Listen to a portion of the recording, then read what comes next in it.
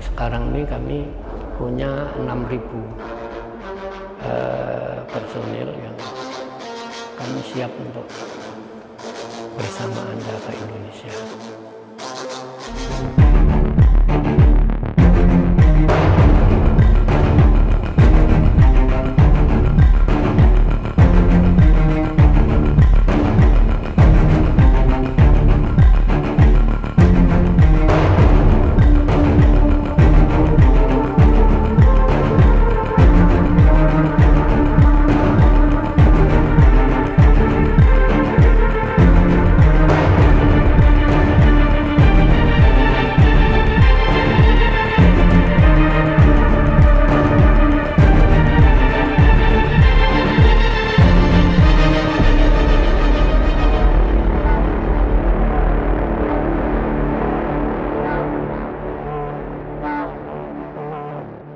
Assalamualaikum warahmatullahi wabarakatuh. Salam damai sejahtera untuk kita semua, Tribuner dan pemirsa dimanapun berada. Pada tanggal 30 Juni 2024, Al-Jamaah Al-Islamiyah, pengurus, tetua, tokoh-tokohnya berkumpul dan memutuskan untuk membubarkan organisasi tersebut. Dan kali ini saya bertemu dengan Abu Fatih atau Ustadz Abdullah Ansori, salah seorang di antara tokoh pendiri sesepuh senior di Al-Jamaah Al-Islamiyah yang sudah membubarkan diri. Assalamualaikum warahmatullahi wabarakatuh. Ustadz Ansori, terima kasih sudah memberi kesempatan untuk ngobrol-ngobrol. Ya, selaras dengan yang kita dengar pada tanggal 30 Juni 2024, para sesepuh, pengurus, dan semua kader-kader senior di Al-Jamaah Al-Islamiyah berkumpul di Sentul, Bogor, dan akhirnya setelah berdiskusi panjang lebar memutuskan untuk membubarkan organisasi tersebut. Pertanyaan pertama saya, Ustadz, ini bubar beneran atau ya ganti nama, ganti kulit, dan kemudian masih dengan jalan perjuangan yang semula sejak awal? Gimana ini, Ustadz Ansori? Baik. Ya, sebenarnya saya secara pribadi itu sejak Ustadz Abdullah Sungkar wafat sebagai Amir Jamaah Islamiyah, Al-Jamaah Al-Islamiyah, saya merasa bahwa JI itu sudah tidak ada. Jadi JI itu istilahnya ya wujuduhu ka'adamihi, artinya ada dan tiadanya itu sama. Kalaupun kemudian muncul generasi penerus yang mencoba menjabarkan atau menjalankan kegiatan dengan ya nyerempet JI itu ya anak-anak muda. Karena para Wijayanto itu tatkala saya sudah berakhir, itu posisinya baru sebagai sekretaris wakalah Jawa Tengah. Sedangkan saya membawai 9 wakalah pada waktu itu. Jadi kembali kepada proses pembubaran ini, kalau tidak salah itu tahun 2021 itu ada petugas dari Densus datang ke rumah, diantaranya Kombes Sodik, kemudian juga Pak AKBP Pino, Pak Wawan, dan teman-teman yang lain. Itu ya pada waktu itu mau mengambil saya. Saya sih pasrah saja, apa yang diinginkan apa saya siap, kalau harus mempertanggungjawabkan secara hukum adanya sesuatu misalnya. Terus kemudian beliau hanya minta bahwa saya diminta untuk membuat pernyataan keluar dari JI. Saya jelaskan waktu itu bahwa saya sudah tidak aktif sejak Ustadz Abdullah Sungkar wafat. Kalaupun ada sedikit-sedikit itu hanya proses saja. Kemudian saya tanya pada waktu itu kepada Pak Vino maupun Pak Kombes Sodik, apakah keluar dari J itu artinya itu saya keluar dari Islam atau murtad dari Islam? Beliau menjawab tidak ada hubung kaitnya dengan keimanan, keislaman seseorang, tetapi terkait dengan keputusan Pengadilan Negeri Jakarta Selatan pada bulan sekian tahun sekian yang menetapkan bahwa JI adalah organisasi terlarang. Nah, sejak itu karena jawabannya itu tidak menyangkut persoalan keimanan, saya merasa bahwa itu sesuatu yang yang menarik. Dan selanjutnya kami banyak berdiskusi dengan Pak Vino, Pak Wawan, bahkan kemudian Pak Tejo. Nah, setelah itu ya semula itu saya tatkala sudah membuat pernyataan keluar itu saya merasa sudah selesai lah urusan masalah saya. Harusnya ya. Saya sudah merasa tidak ada masalah ya, tapi saya tidak kemana-mana. Saya diminta tidak pergi jauh-jauh, saya di rumah, pergi ke kebun, pergi ke masjid gitu. Kemudian ya setelah kemudian diajak sama Mas Bambang itu ya untuk diskusi-diskusi bahwa tidak cukup kalau kita ini cuma diem. Kemudian Pak Arif Sekretaris itu Pak dulu Arif Siswanto, ya? Sekretaris saya. Dia bebas, kemudian beliau memaparkan sesuatu yang intinya itu J itu perlu dibubarkan. Saya itu malah berpikirnya pada waktu itu untuk bubarkan terus kita buat apalah organisasi yang bisa kita duduk bareng, yang ngaji bareng, apa kenduri bareng, apa gitu. Ya, lamalah tatkala artinya saya ditanya sama dari Korem, dari Intel Korem, kemudian terjadi kesalahpahaman seolah-olah saya mau membuat jamaah JI baru, gitu sehingga ya terjadi kehebohan lah di dunia intelijen. Tapi alhamdulillah kemudian bisa diredam, dijelaskan segala sesuatunya bahwa bukan mau mendirikan JI baru, bukan. Ya, organisasi terbuka yang kemudian menyelaraskan dengan perjalanan pemerintah dan tuntutan negara, kira-kira begitu. Tapi kan waktu itu kan kita belum bicara, saya sendiri mengatakan konsepnya belum disusun. Nah, kemudian muncul ya deklarasi dari Abu Rusdan menjelaskan bahwa begini begitu yang 642 itu. Ya kami merasa bahwa ya sudah kalau gitu clear. Nah, dari situ aja kita sosialisasikan, ternyata memang sudah ada perintah sosialisasi. Kemudian saya mendampingi setiap sosialisasi sebagai seorang yang dipandang senior, arti yang tua, yang walaupun mungkin tidak eksis secara aktivitas, tetapi mungkin dipandang secara ideologis mungkin masih selaras lah kira gitu. Maka saya perlu untuk menunjukkan keberpihakan pada hewan-hewan yang membubarkan diri, bahwa itu sikap yang benar.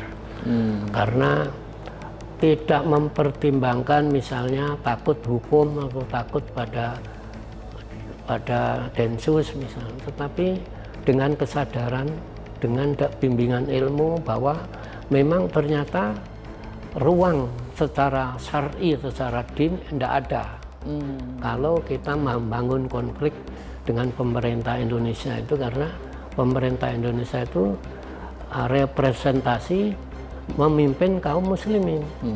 Dan kaum muslimin ini ya bangsa Indonesia, bangsa yang rakyatnya adalah Islam. Lah istilahnya justru membubarkan diri itu untuk islah, mengislah diri.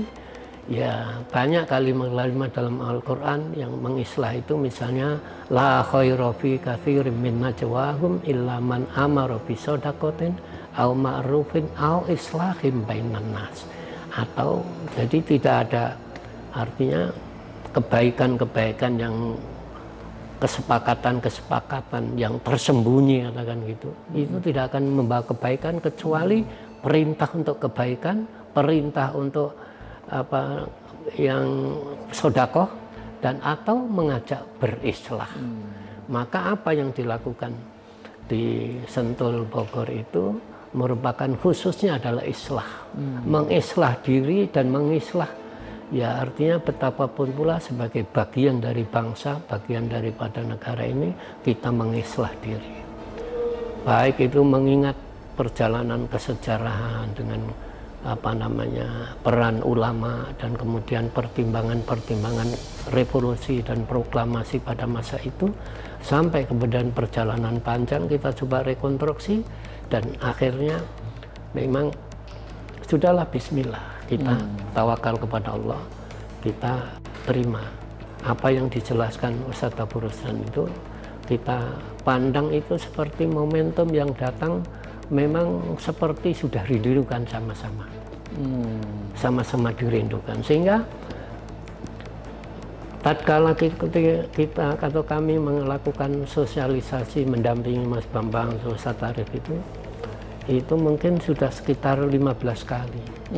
Itu semua bisa dikatakan tidak ada yang menolak, tidak menolak. Sampai di akar rumput ya? Sampai di akar rumput. Sampai di akar rumput. Walaupun dulu misal lari jauh-jauh, tapi mendengar ini mereka pada berbondong-bondong datang. Gitu. Baik. Jadi artinya ini adalah sebuah keputusan bersama yang diambil secara bulat oleh semua elemen di bekas JI berarti ya. Dan prosesnya tidak mendadak ya. Artinya ini ada tahapan-tahapan yang sudah berlangsung agak lama, panjang. Paling kurang yang saya rasakan itu sejak tahun 2021. Oke, ya. Baik. Nah, sekarang pertanyaan kedua, Ustadz Ansori. Artinya kalau kemudian ada keputusan untuk membubarkan diri, artinya bahwa ini memang betul organisasi ini ada, karena banyak kemudian masyarakat yang melihat bahwa ada penjelasan bahwa ini tidak pernah ada organisasi Al-Jamaah Al-Islamiyah atau J ini tidak pernah ada. Nah, ini mungkin kita pengen tahu secara perjalanan gitu ya, flashback begitu. Nah, ini sebetulnya bagaimana sih J ini memang benar-benar ada, kemudian Ustadz Ansori bagaimana kemudian riwayatnya kok kemudian 8 tahun di awal itu kemudian terlibat, dan saya yakin Ustadz Ansori tahu persis ini ya. Iya. Pendiriannya lah gimana ini? Jadi tahun 93 akhir itu saya bebas dari penjara di Pinang. Dalam kasus ya usroh waktu itu. Usroh ya. Usroh yang kemudian ya mungkin agak nyerempet-nyerempet peristiwa Tanjung Priok. Kalau kasusnya sendiri waktu itu di mana? Di lokusnya itu di Jakarta atau di Solo? Di Jakarta. Oh, di Jakarta, oke. Di Jakarta. Saya baru bebas, kemudian sekitar 1 minggu setelah bebas itu ada teman yang datang ke rumah menyampaikan Ustadz mau telepon. Maksudnya Ustadz Abdullah Sungkar. Oh, ya. Ya silahkan. Terus beliau telepon, kemudian saya yang megang telepon berikutnya, sehingga saya langsung komunikasi sama Ustadz Abdullah Sungkar. Ya. Beliau intinya begini, ya akhi, saya kangen sama antum, tapi kondisi saya belum memungkinkan untuk pulang. Jadi tolonglah antum usaha untuk bisa mengunjungi saya di sini, waktu itu di Malaysia. Di Johor ya? Atau di Negeri Sembilan? Di Negeri Sembilan. Saya langsung jawab, insya Allah Ustaz, saya usahakan. Nah, kemudian saya usaha bikin paspor di Jakarta Timur, waktu itu saya bikin paspor. Kemudian 1 minggu selesai. bikin paspor nggak sampai 1 minggu, mungkin 3 hari. Kemudian 1 minggu berikutnya saya udah berangkat. Saya berangkat sendiri lewat Singapura, transit Singapura, kemudian naik kereta ke Malaysia. Itu intinya. Ketemulah sama Ustadz Abdullah Sungkar. Ya, kemudian pada waktu itu beliau menjelaskan bahwa ya Ki, antum sudah dengar bahwa saya melepaskan bai'ah saya kepada NII. Waktu itu ya? Iya, kemudian sejak bulan Januari yang lalu, maksudnya tahun Januari 93, itu saya mendirikan Al-Jamaah Al-Islamiyah. Iya. Kemudian keperluan saya memanggil antum ke sini itu, saya mau minta tolong, bantulah saya. Pertama, adik antum itu, Abdurrahim maksudnya, itu memang dia ini seorang guru yang baik, yang tulus, yang ikhlas. Tapi dia ini murni guru, murni pengajar, pendidik. Yang saya perlukan itu yang bisa mengelola. Jadi satu, gantikan adikmu itu. Maksudnya Abdurrahim ini yang putranya Bukan, adik saya. Oh, adiknya Adik saya. Ustadz Ansori. Yang Ya. kebetulan pada waktu itu dia yang diserahi untuk mengelola jamaah di Indonesia ini. Oh, ya. Kemudian itu saya diminta untuk ganti itu. Yang kedua, bantulah anak untuk memiliki pondok pesantren. Saya pengen punya pondok pesantren itu 100 jumlahnya. Saya ketawa itu, saya bukan ahli pondok, Ustaz, bagaimana harus membuat pondok 100 itu. Nanti tak jelaskan teknis-teknisnya. Oke, Ustaz. Yang satu lagi, bantulah saya dalam melanjutkan ya program-program yang dulu sudah kita rintis bersama antum. Maksudnya itu hal-hal yang bernuansa kaderisasi askari. Waktu itu kan saya sudah pernah melaksanakan sebelum masuk penjara itu melaksanakan tugas pengiriman kader ke Afghanistan. Ya seperti Ustaz Abu Tolut, Ustaz Abu Rusdan itu awal itu, berarti ya? Ya awal ya? Saya yang ngirimkan sampai angka 59 orang terkirim, baru saya ditangkap masuk Cipinang. Ya, dianggap ya terlibat Tanjung Priok lah apalah, tapi pada dasarnya itu ya halakoh itu. Cuma pada waktu itu belum terdeteksi bahwa saya itu punya menjalankan program pengiriman ke Afghanistan. Iya, yang melaksanakan itu teman yang lain. Nah, gitu. Ya, setelah itu artinya melanjutkan lah bagaimana nanti. Jadi akhirnya saya pulang dan mulai saya temui adik saya, terus kemudian pengurus itu dikumpulkan, terus saya suruh menjelaskan apa misi yang dibawa. Terus saya waktu itu intinya bahwa untuk pengelolaan yang kemudian dulu namanya Majelis Dakhiliyah diganti dengan Majelis Qiyadah Mantikiyah. Itu saya bilang bahwa sekarang pekerjaan kita untuk keqiadahan itu konsolidasi ketat ke dalam. Artinya kita akan merumuskan konsep yang jelas. Satu. Yang kedua, kita harus membenahi personal. Pembinaan personal dari dakwah, dari tarbiyah, dari kemudian proses tamhis, kemudian rekrutmen, itu harus sudah terpikirkan secara detail. Gitu. Sampai kemudian program-program pembinaan selanjutnya, apakah diklat, apakah apa, itu kita harus sudah pikirkan secara matang. Kemudian persoalan tandim. Tandim ini amanahnya kan tandim siri, Siri. tandim siri. Artinya kita tidak perlu open, ya kita jalankan aja apa yang bisa kita lakukan. Ya kira-kira itulah. Dan sebenarnya tadrib askari kemudian sifatnya yang siri itu sebetulnya sudah dikerjakan sebelumnya ya, tidak hanya sepulang dari Malaysia ya, Ustadz Ansori pulang dari Malaysia baru itu dikerjakan ya, sebelumnya sudah ya. Sudah. Yang dulu itu yang tatkala itu kan yang menjalankan setelah saya masuk dijalankan sama namanya Broto. Broto itu dari NII. Tapi kemudian kan itu tadi Ustadz keluar dari NII. Makanya ya akhirnya terbelah alumni itu sendiri. Ada yang ke NII, ada yang kemudian tetap ikut Ustadz. Tapi artinya kemudian ikut GI.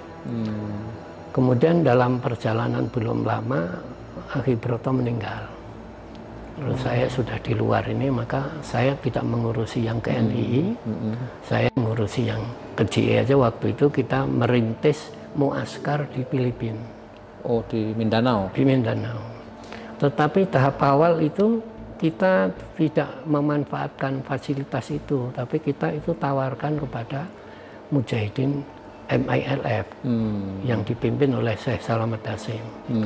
Pada waktu itu sampai tahun kedua akhir itu sudah meluluskan alumnus untuk muaskar kita untuk keperluan Mujahidin sana itu sudah sekitar 1.500 sampai 2.000 mukotil, artinya itu petempur.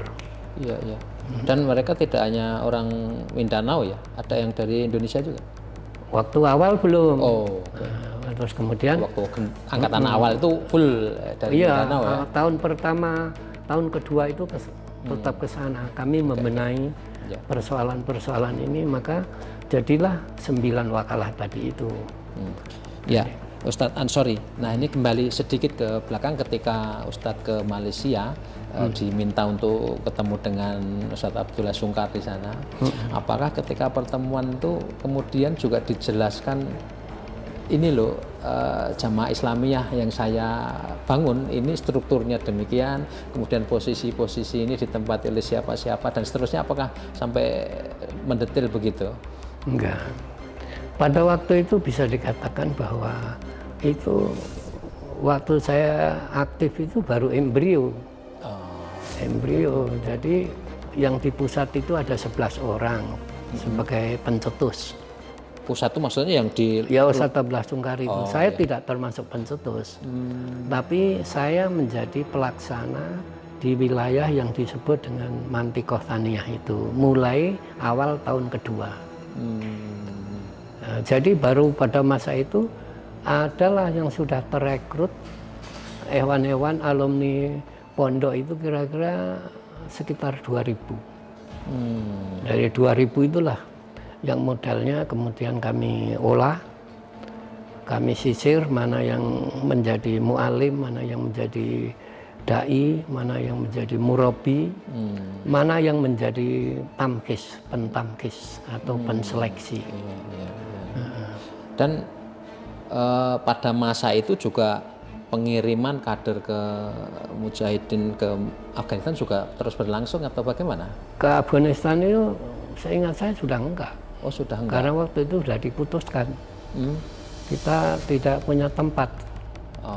Sejak masa Taliban itu kita tidak punya tempat.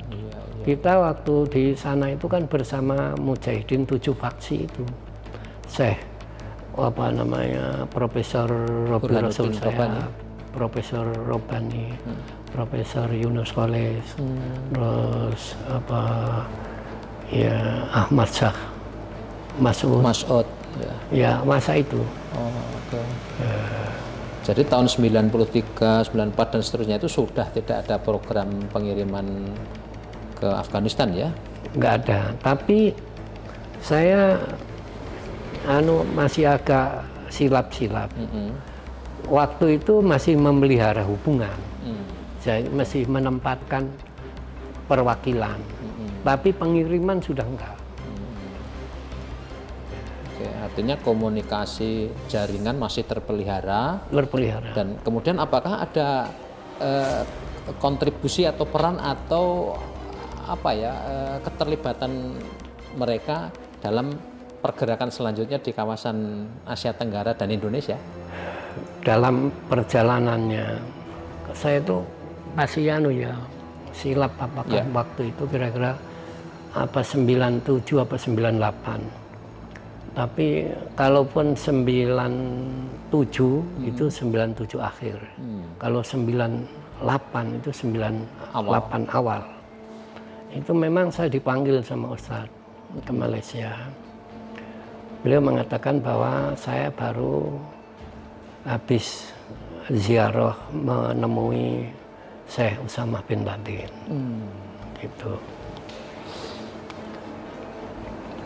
Beliau mengatakan bahwa Syekh nahnu ma'akum.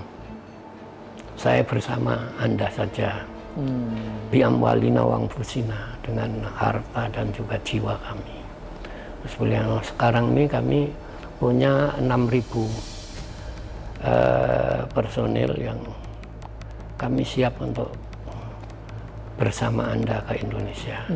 Itu yang disampaikan Syekh bukan. Usamah bin Laden. Beliau cerita dulu. Oh ya. Ustadz Abdullah Sungkar bercerita begitu. Ada senjata lengkap. Kemudian pendanaan cukup. Personal segitu jumlahnya.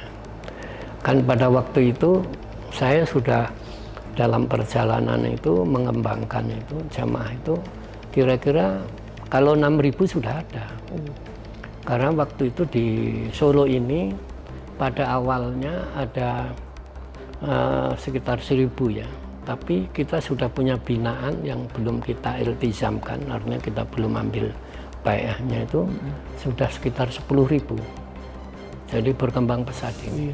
Di Jawa Timur juga berkembang, di Jawa Tengah berkembang, di Jakarta berkembang, di Lampung itu juga berkembang. Nah, sehingga kalau saya perkirakan itu kira-kira sekitar 6.000 lah. Maka saya waktu itu berpikir kalau 6.000 ditambah 6.000 itu pasukan yang tidak bisa dikalahkan. Itu kalau hadisnya begitu. Apalagi ditambah dukungan dana, senjata, lengkap ya. Dana lengkap. Dan sebenarnya sebelum pembicaraan itu sudah ada kiriman-kiriman, tapi waktu itu tidak terbuka. Kiriman personal, katanya mau usaha, mau investasi, dan saya pernah diminta untuk barangkali ada pabrik-pabrik yang bergerak di bidang engine atau permesinan yang bisa diakuisisi. Itu pernah yang pada waktu itu. Nah, belakangan saya saya baru tahu bahwa sebenarnya Syekh itu sudah lama berpikir mau masuk sini. Dan itu tidak hanya saya yang diberitahu ya. Yang artinya yang katakan yang dikasih tahu sama Ustadz itu. Saya menduga ya seperti Hambali, seperti Ustadz Mukhlas. Itu orang-orang yang juga tahu tentang keinginan Syekh itu seperti itu. Sehingga gerakan yang pernah ngirim untuk uji coba bagaimana di Indonesia itu kira-kira suasananya menyenangkan apa enggak. Terus sampai kepada ada yang datang dari Prancis, ada yang datang dari dari Spanyol, dan Timur Tengah tentu Saudi, Yaman, yang orientasinya itu ya menurut saya itu masih tersembunyi pada waktu itu. Karena yang dikatakan itu misalnya ingin belajar bela diri. Misalnya saya itu. Tapi tatkala Ustadz itu menyampaikan begitu, Ustadz itu mengakhiri kalimatnya begini, ini semua akan tergantung pada antum. Antum yang harus menjawab. Antum itu maksudnya Ustadz Ansori ya? Iya. Ya, karena saya sudah punya pasukan 6.000 kira-kira begitu. Nah, kemudian setelah begitu saya jawab, Ustadz begini, ini kan perkara serius, perkara besar. Berilah saya kesempatan 3 bulan. Ya untuk istikharah, untuk kemudian coba untuk tadbirul maidan, artinya orientasi dengan ya apa namanya teritorial, baik itu apa namanya kewilayahan maupun demografisnya, sampai kepada persoalan yang lebih apa namanya itu spesial, utama itu adalah para ulama. Ayo silakan. Tapi saya tunggu jawabannya. Artinya ini perkara serius kata antum, jadi antum harus jawab. Baik Ustaz. Nah, itulah kemudian saya pulang. Kemudian saya pergi ke Sulawesi Selatan karena ada sana istri saya orang Sulawesi Selatan dan saya memang akrab dengan ya katakanlah ulama-ulama Sulawesi Selatan. Apa namanya, saya menjumpai seperti kalau nggak salah pada waktu itu ya Kiai Sulaiman, Kiai Ustadz Marzuki Hasan, Kiai apa Abdul Jabbar Asiri, itu yang saya ingat waktu itu. Di Makassar itu atau di Sulawesi Selatan. Artinya tidak semua di Makassar kan. Yang di Makassar itu Ustadz Jabbar Asiri. Tapi kalau Ustadz Marzuki Hasan di mana itu? Bone? Bukan, masih bawah. Goa? Oh bukan, kurang ke atas. Ke atas, Mamuju, Palu? Oh bukan ke sana, ke sini selatan masih. Oh, arah Selayar sini ya? Bulukumba ke atas. Bulukumba ke atas. Ya. Apa itu? Saya lupa ya. Atas ke atas Bulukumba ya? Iya. Iya. Dan dari situ ada itu Ustadz Marzuki Hasan. Ya. Ustadz dan Kiai ini misalnya saya sudah akrab sebelumnya dulu. Saya pernah diperintahkan dulu sama beliau-beliau. Tatkala teman-teman tuh Agus Dwi karena CS tuh naik gunung. Apa itu gunung apa masuk waktu Bawah Karaing ya? Iya. Bukan itu. Waktu itu terjadi kasus Tanjung Priok itu dan mereka ingin melawan. Nah, kemudian dikepung sama apa namanya RPKAD. Masih RPKAD waktu namanya. Terus karena diajak dialog suruh keluar nggak mau, terus saya diminta tolong oleh seperti Ustadz Marzuki Hasan itu untuk mendatangkan saya ke Makassar untuk dialog dengan mereka. Saya naik motor sama Ustadz Zaitun Rasmin itu 200 kilo. Oh, Zaitun Rasmin yang di Jakarta ya? Iya, kemudian dialog dari jam 8 malam sampai jam 8 pagi itu baru kesepakatan turun. Intinya turun. Nah, makanya itu membuat hati orang-orang tua itu simpati kepada saya. Itu simpati karena beliau merasa tidak berhasil, tapi saya bisa menyampaikan kalimat yang diterima. Dari situ kemudian berkembang pada kasus yang kira-kira 97 atau 98 tadi itu. Saya datangi, gimana kalau sekarang jihad? Kalau kita akan dapat investasi atau mujahidin dari luar saat kita bangun daulatan Islam di sini. Nah, ingat ya, kita dulu pernah keliru. Artinya dengan NI itu udah pernah keliru. Saya tidak mau mengulang kekeliruan itu. Karena proklamasi 45 itu didukung oleh para ulama. Ulama itu yang tidak ikut memproklamirkan, tapi semua istikharah. Beribu-ribu ulama istikharah. Dan mereka menganggap bahwa proklamasi ini pada hari yang sangat tepat akan terjadi nilai hari yang seperti ini kalau sudah 360 tahun ke depan. Sampai ada kalimat itu yang saya ingat. Iya.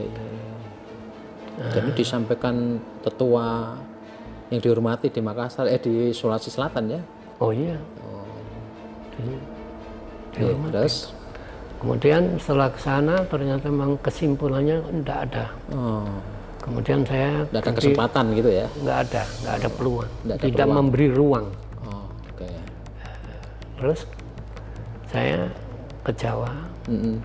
Saya ke Jawa itu ada satu teman yang lupa saya namanya itu, tapi teman itu temannya Mang Jaja. Mang Jaja dari Banten itu. Banten. Iya, temannya Kang itu. Jaja. Ya kemudian membawa saya lupa cuma namanya itu, siapa namanya. Saya diajak ke tempat Pak Rais. Pak Rais itu ya orang dianggap ulama di Banten. Terus kemudian Pak Syukur. Pak Syukur itu juga dianggap ulama. Ada lagi Pak Sangkiti, Doktor Sangkiti. Tapi waktu itu ketemunya di Cikampek. Habis itu saya diajak ke mana itu, ke Tasik, ke Ajengan Khair. Tapi waktu itu ketemunya sama Ajengan Yusuf kalau nggak salah namanya. Nah itu juga begitu, kalimatnya hampir sama. Kalimatnya itu hampir sama. Dulu kita sudah pernah melakukan kekhilafan. Itu harus kita jadikan pelajaran, jangan sampai terulang. Gitu. Artinya saya akhirnya ya kembali menyampaikan pada Ustadz bahwa saya kok nggak menemukan peluang ulama yang mendukung ini, Ustadz. Dan itu disampaikan ke Ustadz Abdullah Sungkar ya? Saya sampaikan. Kemudian antum yakin? Yakin, Ustadz, bahkan kesannya itu kalimatnya itu jangan mengulang kesalahan yang lalu itu. Nah, itu begitu. Lah kalau saya mau tanya kepada orang-orang alim-alim yang terjunnya itu yang bukan ahlu suhur, artinya bukan ulama ahli lapangan, nanti ya paling-paling bab nikah talak rujuk. Iya. Itu akhirnya ya sudahlah, kalau sudah begitu nanti saya sampaikan, kata beliau.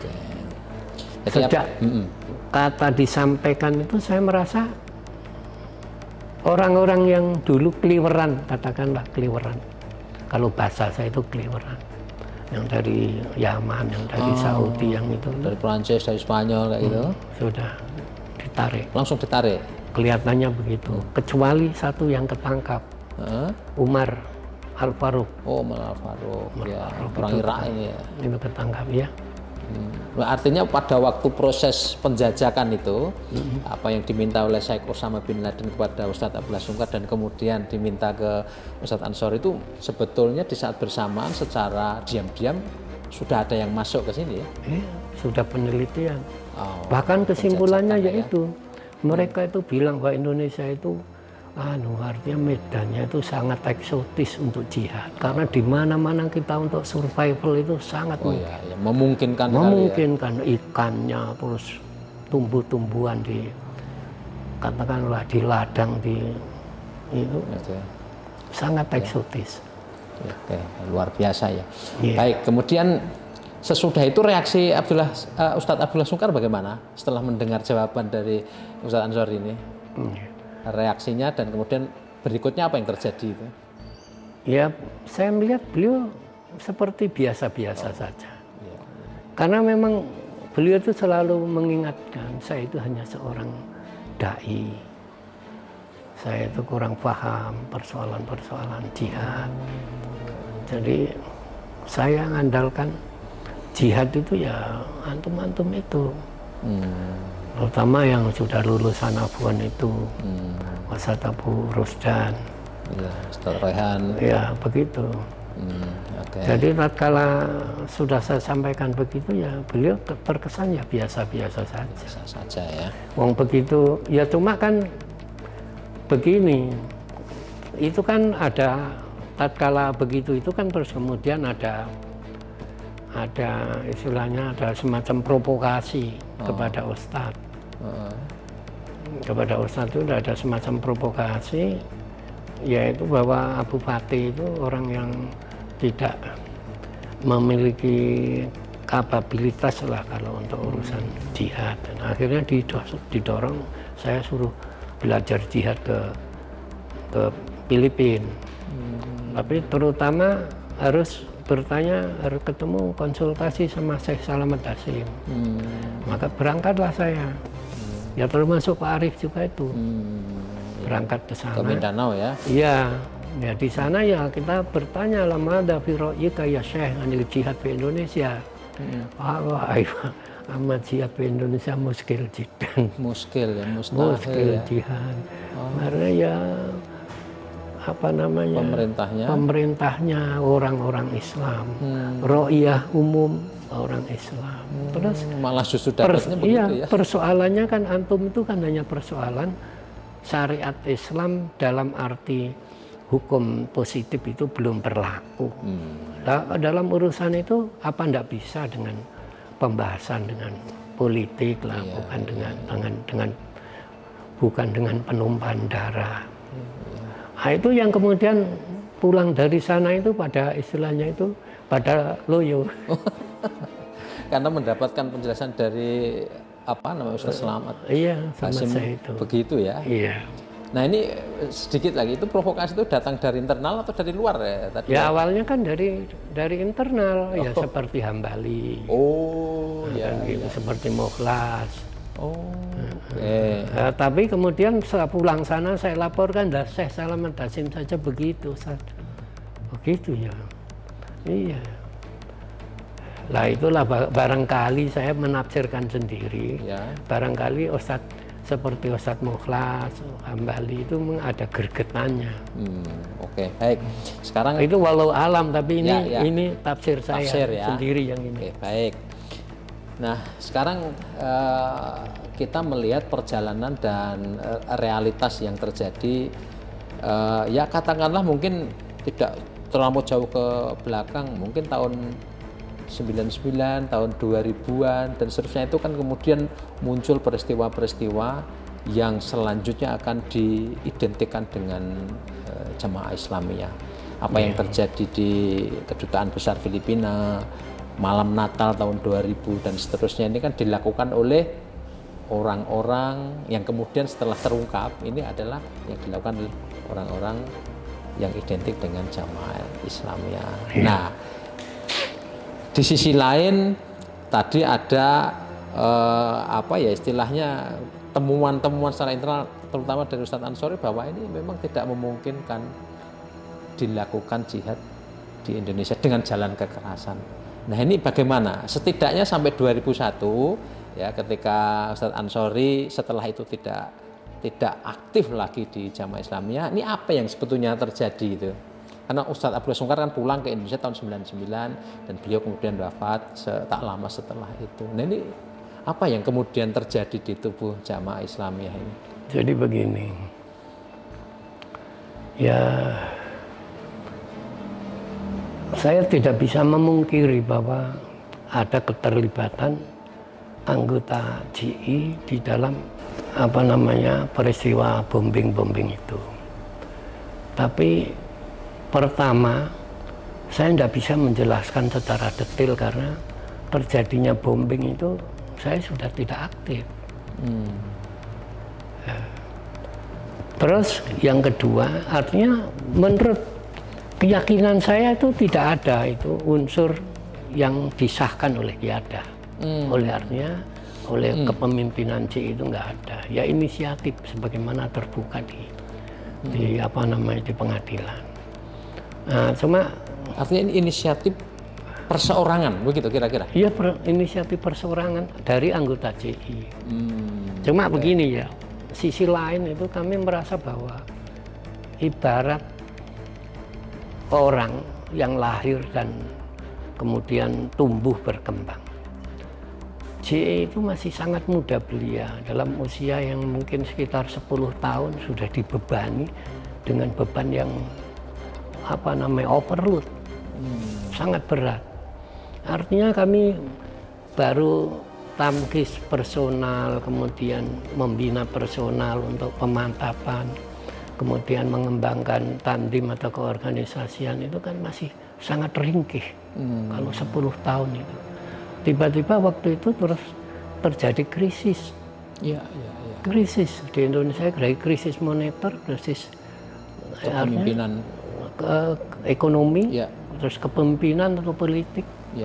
Nah, sampailah kemudian pada waktu itu saya termasuk yang diundang ke Jakarta, ke Dewan Dakwah Pusat untuk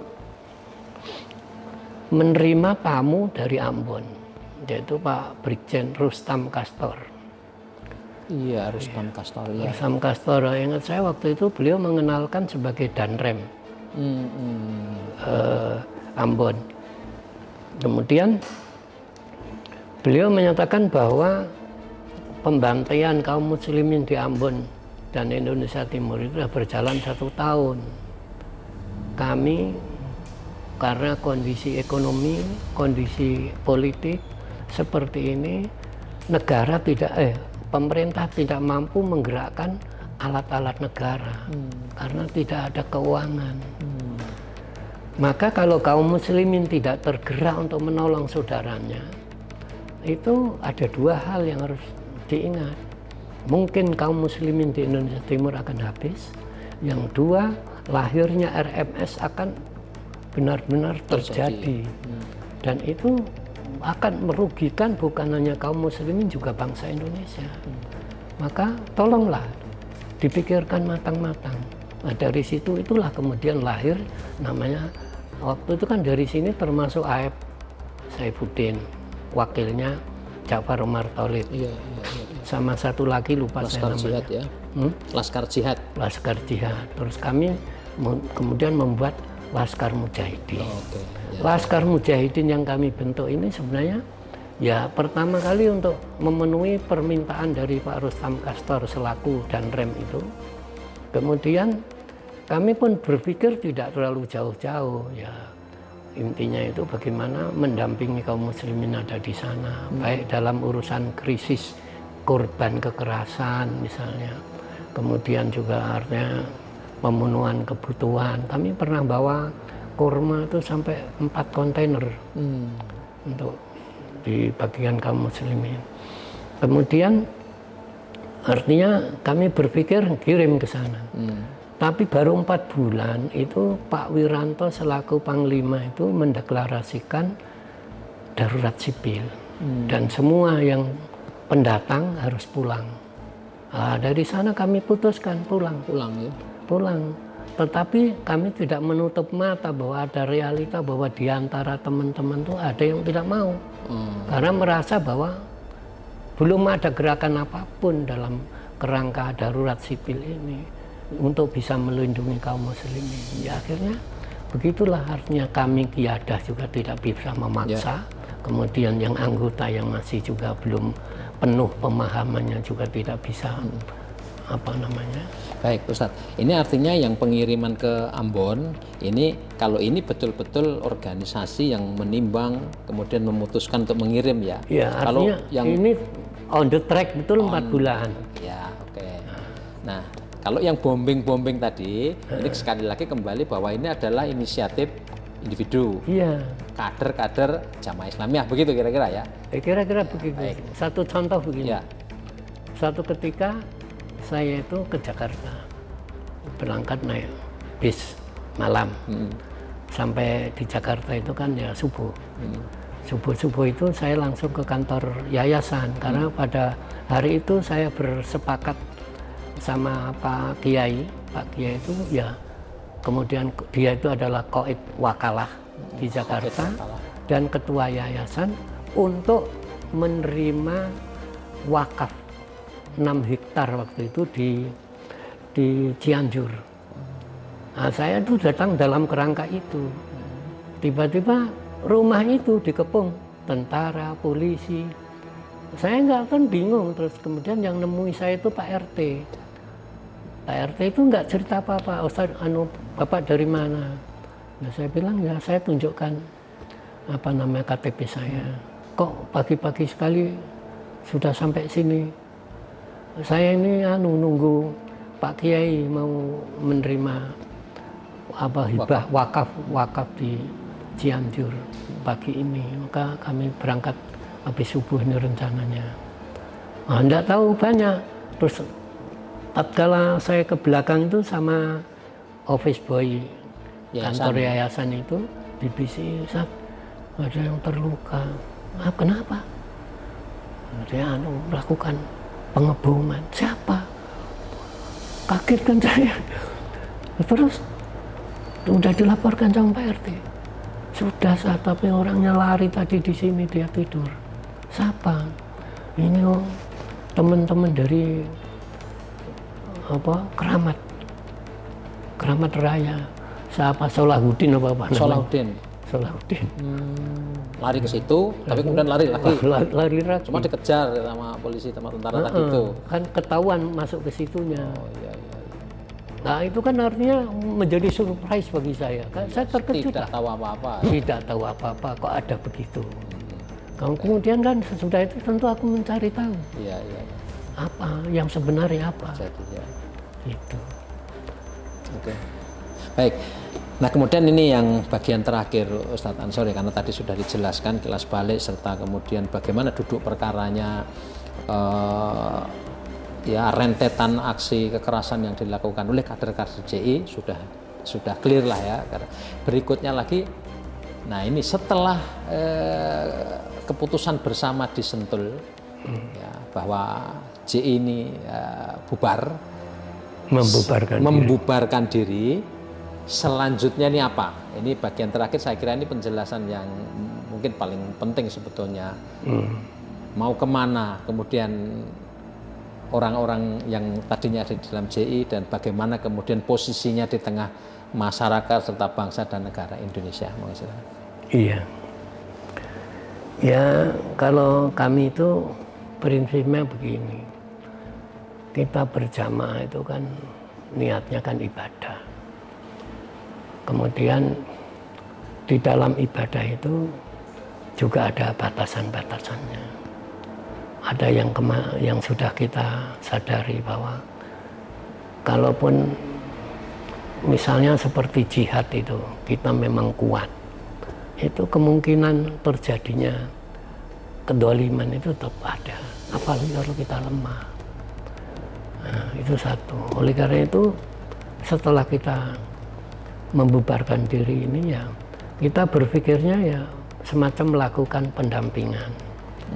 Melakukan pendampingan. Apakah dengan membuat ormas baru atau organisasi baru atau jamaah baru, itu kami sekarang ini belum mau berpikir ke sana. Tapi bagaimana melakukan pendampingan agar tidak terjadi, artinya potensi yang mungkin akan tumbuh dan berkembang sebagai splinter itu bagaimana kita antisipasi.